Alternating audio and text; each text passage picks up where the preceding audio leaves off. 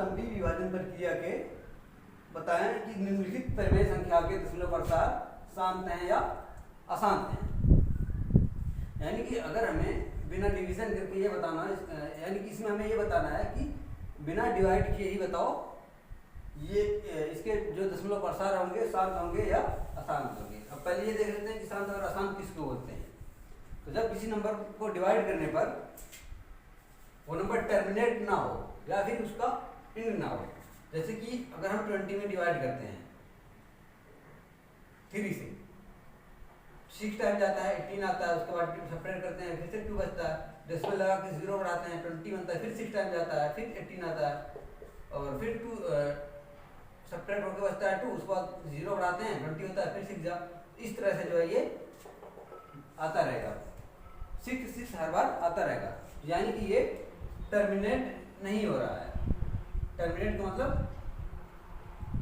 खत्म नहीं हो रहा, आगे होता जा रहा है। ठीक है, तो इसको बोलते हैं अशांत, है ना, अशांत हो जाता है ये अशांत, यानी कि ये कभी खत्म नहीं होगा, हर बार क्या आएगा 6 आता जाएगा। ठीक है, और अगर किसी का डेसिमल जैसे 30 है, 30 में अगर हमें 4 से करना है तो 4 से हम जा 28, 2 बच रहा है, डेसिमल लगा के 0 बढ़ाएंगे 4 5 जा 20, ये क्या आ गया 7.5, यानी कि ये 1 डिजिट के बाद ये खत्म होगा। तो इसको बोलते हैं शांत, है ना, क्या बोलते हैं इसको, शांत बोलते हैं।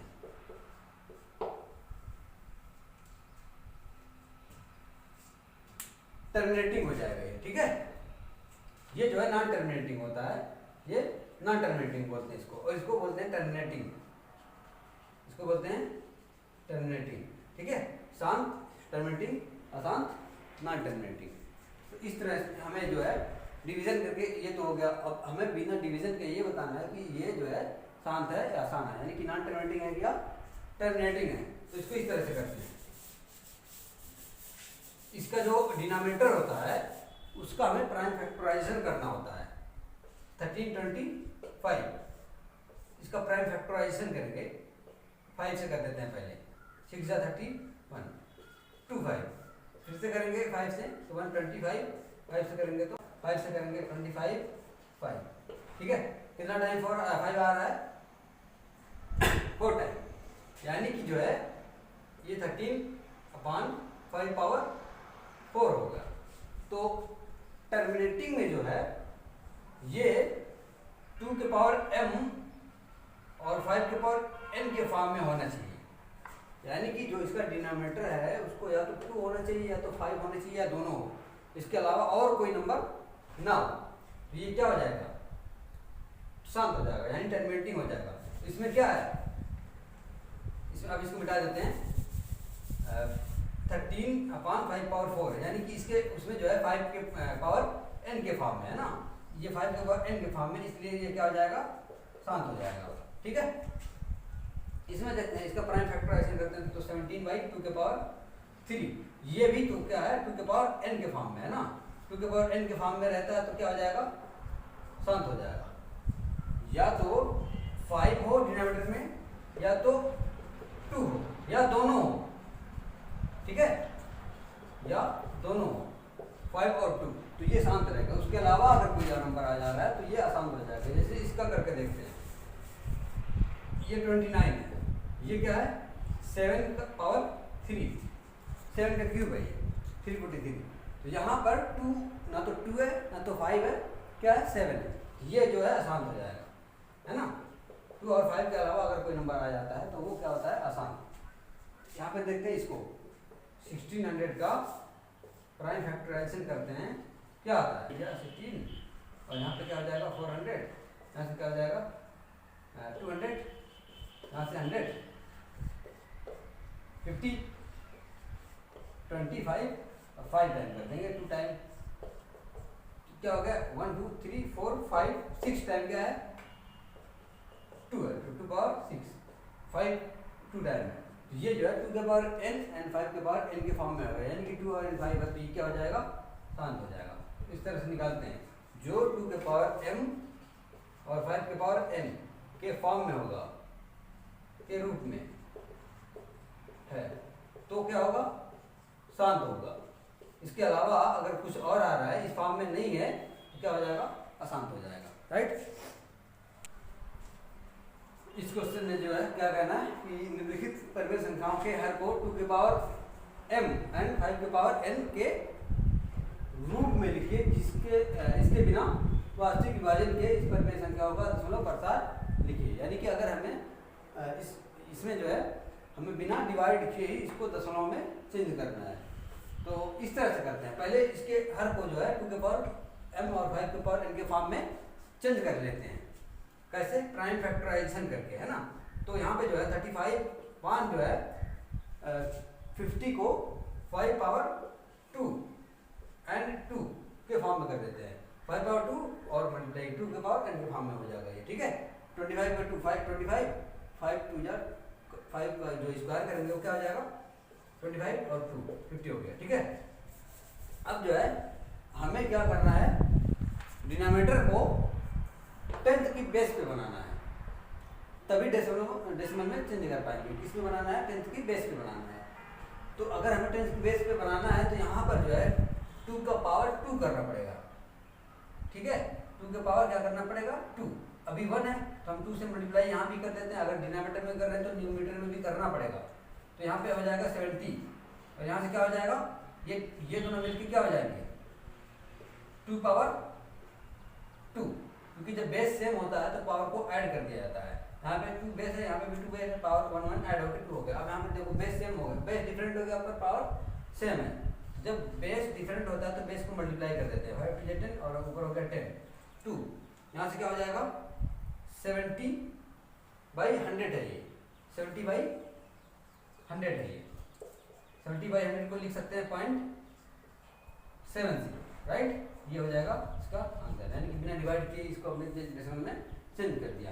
इसमें क्या है, डिनोमिनेटर का हमें प्राइम फैक्टराइजेशन करके उसका फैक्टर करना है। तो 6 और यहाँ पे 3 × 5 होगा। अब ये तो अशांत हो गया, शांत ही को डेसिमल में बदल सकते हैं, अशांत को नहीं बदल सकते।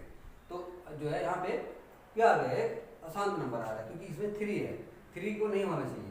तो यहाँ से क्या करते हैं, माइनस कर देते हैं। 6 को जो है हम फैक्टर कर देंगे 2 × 3, ये 3 कट जाएगा, 2 पावर 2/5 आ रहा है, ठीक है। अब ये शांत बन गया।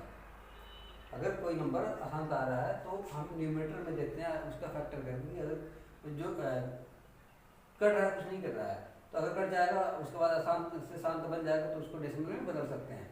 यहाँ पे आ गया 2/5। अब जो है इसको हमें इस फॉर्म में करना है, 2 पावर n एंड 5 के पावर n के फॉर्म में। अभी क्या है 5 पावर 1 यानी कि m=1 है। तो हमें क्या है यहाँ पे 2 से मल्टीप्लाई करना पड़ेगा। तो अगर 2 से मल्टीप्लाई करेंगे तो ऊपर भी करना पड़ेगा, तो 4/10 हो जाएगा। 4/10 में 0.4 आंसर, ठीक है। इसमें देखो 23/2 पावर 3 5 पावर 2। तो हमें 10th की बेस में इसको कैसे बदल पाएंगे, यानी कि आधार इसका 10 रहे। अभी देखो ना तो बेस सेम है ना तो पावर सेम है ना। 2 पावर 3 है, 5 पावर 2 है। जब दोनों सेम नहीं तो क्या करते हैं, हमें सेम बनाना पड़ता है। किसको, बेस को सेम बनाने के लिए क्या करना पड़ेगा, 5 से मल्टीप्लाई कर देंगे।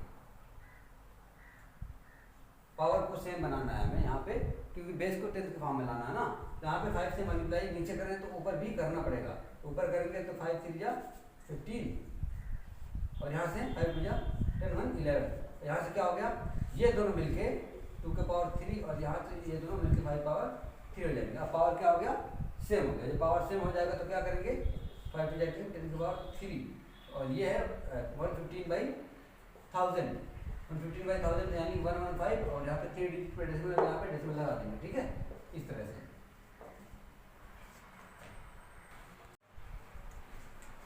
नेक्स्ट क्या है कि कह रहा है कुछ वास्तविक संख्याओं के प्रसार नीचे दिए गए हैं। प्रत्येक स्थिति के लिए निर्धारित कीजिए कि यह एक परिमेय संख्या है या नहीं है। इसको बताना है कि ये परिमेय है या नहीं है। तो सिंपल होता है, परिमेय और अपरिमेय में अगर कोई शांत नंबर है, शांत है, दशमलव प्रसार है उसका, तो वो परिमेय हो जाती है। और अगर अशांत है तो अपरिमेय हो जाती है। शांत अशांत डेसिमल वाले में कैसे पता करते हैं, अगर वो टर्मिनेट हो जा रही है यानी कि उसका एंड हो जा रहा है तो वो क्या होता है, शांत होता है। पहले ही हम डिस्कस कर चुके हैं। तो यहाँ पर देखो 9 डिजिट के बाद क्या होगा, ये खत्म हो जा रहा है इसका, है ना। तो ये हो जाएगा शांत, क्या हो जाएगा, शांत। तो ये शांत अगर है तो क्या होगा, ये परिमेय हो जाएगा। ठीक है, जो शांत होता है वो परिमेय होता है, जो अशांत होता है वो अपरिमेय होता है। तो यहाँ पे क्या है, सेकंड में इसका तो एंटर नहीं हो रहा है, यानी कि ये नॉन टर्मिनेटिंग है, क्योंकि आगे जा रहा है ना। अगर हमें यहाँ तक इस तरह देखो, आगे तक ये टर्मिनेट नॉन टर्मिनेटिंग है ना, आगे तक जा रहा है, इसको रिपीट होना पड़ेगा। देखो 1 2 0 1 0 0 1 2 0 0 1 2 4 0, ये क्या है, रिपीट भी नहीं हो रहा है। परिमेय के लिए या तो रिपीट होना चाहिए या तो टर्मिनेट होना चाहिए, दोनों में से कोई एक होना चाहिए। तो यहाँ पे ना तो रिपीट हो रहा है और ना ही टर्मिनेट हो रहा है, यानी कि ये अशांत है, अशांत है यानी कि ये अपरिमेय है। ठीक है, अपरिमेय है ये। और इसमें क्या है 43.12345 6 7 8 9 पर क्या है, बार है। तो ये जो है बात मतलब होता है, ये नंबर बार बार रिपीट हो रहा है। अब आगे आगे करेंगे तो 1 2 से फिर से रिपीट होना जाएगा, 9 तक जाएगा। ठीक है, तो अगर कोई नॉन टर्मिनेटिंग है तो उसको रिपीट होना चाहिए परिमेय के लिए, है ना। ये रिपीटिंग है इसलिए क्या हो जाएगा, ये परिमेय है। ठीक है, सिंपल है कि या तो उसको टर्मिनेट होना चाहिए या तो उसको रिपीट होना चाहिए। अगर टर्मिनेट भी नहीं हो रहा है और रिपीट भी नहीं हो रहा है तो वो अपरिमेय हो जाएगा। ठीक है, अगर टर्मिनेट हो रहा है तो परिमेय, रिपीट हो रहा है तो परिमेय।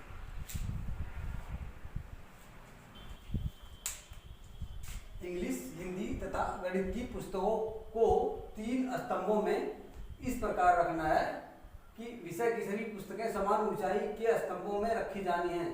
इंग्लिश की पुस्तकों की संख्या 96, हिंदी की 240 तथा गणित की 336 है। यदि यह मान लिया जाए कि पुस्तकें समान मोटाई की हैं तो इंग्लिश, हिंदी तथा गणित की पुस्तकों के समान स्तंभों की संख्या ज्ञात करना है। यानी कि इंग्लिश,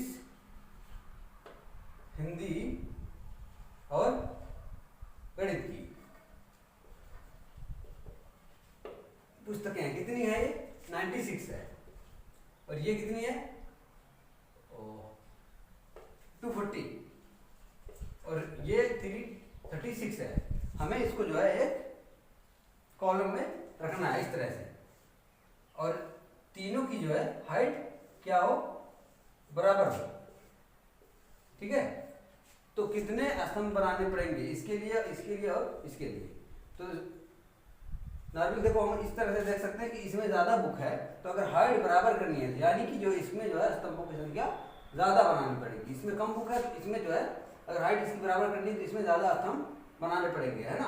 क्योंकि अगर एक ही पे ये पूरी रख देंगे तो इसकी हाइट जो है ज़्यादा हो जाएगी और इसमें कम बुक है तो इसकी हाइट क्या रहेगी, कम रहेगी। तो हाइट जो है हमें अगर बराबर करनी है तो इसमें जो ज़्यादा बुक है उसमें ज़्यादा स्तंभ बनाने पड़ेंगे, यानी कि इस तरह से रखना पड़ेगा। एक में कुछ बुक रख देते हैं, दूसरे में कुछ बुक, और इस तरह से तीसरे में कुछ बुक रख देते हैं। इस तरह से यहाँ पे भी ऐसे मान लेते हैं, यहाँ पे तीन स्तंभ कर देंगे तो हाइट जो है बराबर हो जाएगी और इसमें भी 2 स्तंभ। ठीक है, इस तरह से। तो पहले ये देखना है कि एक स्तंभ में कितनी बुक आ रही है, एक स्तंभ में कितनी बुक आ रही है। कैसे निकलता है ये, हाईएस्ट जो है मैक्सिमम कितनी बुक आ रही है, यानी कि इसका एचसीएफ निकालना पड़ेगा हमें। 96 और 240 का एचसीएफ निकालते हैं। 240 96 2 टाइम 8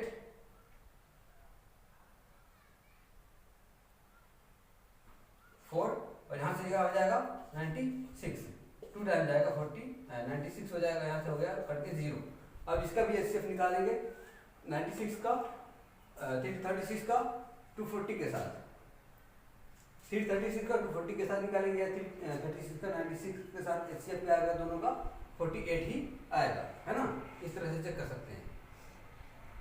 336 का 240 के साथ निकालते हैं, 1 टाइम जाएगा 6, यहाँ पे 9, 240। अब वापस देखो 240 96 आ गया तो हमें वापस क्या करना है, यहाँ पे 240 और 96 का तो कर ही चुके हैं, 48 आ रहा था तो इसमें भी क्या हो जाएगा 48 आ जाएगा। अब जो है इस समय ये क्लियर हो गया कि एक स्तंभ में कितनी बुक्स रखनी है, हमें 48 रखनी है। यानी कि अगर एक स्तंभ में 48 बुक है, ठीक है, तो हमें इसके लिए 2 स्तंभ बनाने पड़ेंगे, 2 स्तंभ बनाने पड़ेंगे। 96 बुक तब आएगी, यानी कि यहाँ पे क्या हो जाएंगे, 2 स्तंभ हो जाएंगे। ठीक है, अगर इसमें 240 बुक है और एक स्तंभ में कितनी बुक रख रहे हैं, यानी कि इस तरह से अगर हम एक बार में 48 बुक रख रहे हैं ऊपर नीचे करके, तो हमें कितनी बनानी पड़ेगी, इसमें डिवाइड कर देते हैं 48 से, कितना हो जाएगा 240 डिवाइडेड बाई 48, 5 टाइम,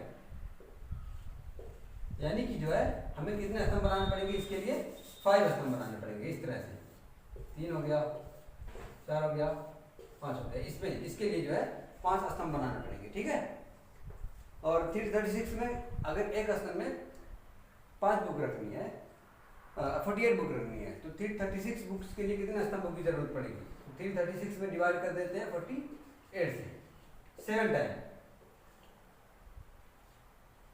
33, यानी कि जो है इसके लिए कितने स्तंभ की जरूरत पड़ेगी, 7 स्तंभ की जरूरत पड़ेगी। ठीक है, इस तरह से 1 2 3 4 5 6 7 स्तंभ की जरूरत पड़ेगी। ठीक है, 7 स्तंभ में जो है 336 बुक आ जाएंगे अगर एक स्तंभ में 48 बुक्स हैं।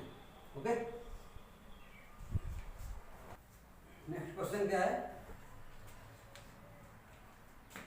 क्वेश्चन क्या है कि किसी खेल के मैदान के चारों ओर एक वृत्ताकार पथ है, इस मैदान का एक चक्कर लगाने में सोनिया को 18 मिनट लगते हैं जबकि रवि को 12 मिनट लगते हैं। मान लीजिए कि ये दोनों एक ही स्थान से एक ही समय पर चलना प्रारंभ करके एक ही दिशा में चलते हैं, तो कितने समय बाद ये पुनः प्रारंभिक स्थान पर मिलेंगे। यानी कि जो है क्वेश्चन समझते हैं इसको, एक वृत्ताकार पथ है जिसके चारों तरफ क्या है, अंदर से रहेगा, तो बड़ा उसको वो वृत्ताकार मैदान बनाते हैं जिसके चारों तरफ क्या है, पथ है, यानी कि ये क्या हो जाएगा, पथ हो जाएगा ये।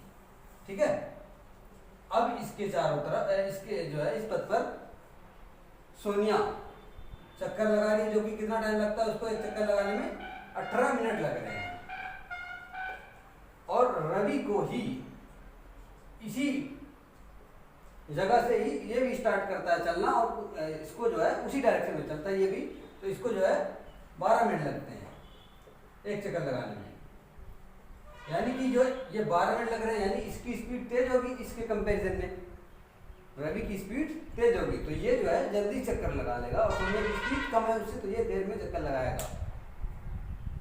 तो कह रहा कि ये वापस कितने टाइम के बाद फिर मिल जाएंगे। तो अगर रवि जो है 12 मिनट में एक चक्कर लगाया तो 2 मिनट में 2 चक्कर लगाने में इसको 24 मिनट लग जाएंगे, 3 चक्कर लगाने में इसको 36 मिनट लग जाएंगे, है ना। और सोनिया को जो है 1 मिनट में 18, एक चक्कर में 18 मिनट लगते हैं, तो 2 चक्कर में 36 मिनट लगेंगे। यानी कि जब टाइम इक्वल हो गया तो वो जो है क्या होंगे, एक जगह पे आके मिल जाएंगे। यानी 36 मिनट के बाद रवि को जो है एक चक्कर में 12 मिनट लगा, ठीक, 2 चक्कर में 24 मिनट लगेगा, और 3 चक्कर में जो है 36 मिनट लग जाएगा रवि को। और सोनिया को जो है अगर एक चक्कर में 18 मिनट लग रहे हैं, एक चक्कर में 18 मिनट लग रहे हैं, तो 36 मिनट में कितने चक्कर लगाएगी, ये 2 चक्कर लगाएगी। ठीक है, 2 चक्कर में जो है 36 मिनट लग जाएगा, इसको 3 चक्कर में 36 मिनट लग जाएगा। जब टाइम इक्वल होगा तो ये दोनों जो है क्या होंगे, पूछ रहा है कि कितने टाइम के बाद मिल जाएंगे, यानी कि 36 मिनट के बाद ये एक दूसरे से मिल जाएंगे। और चक्कर की बात करें तो इसको जो है इसका 3 चक्कर पूरा हो चुका होगा और इसका 2 चक्कर पूरा होगा, है ना।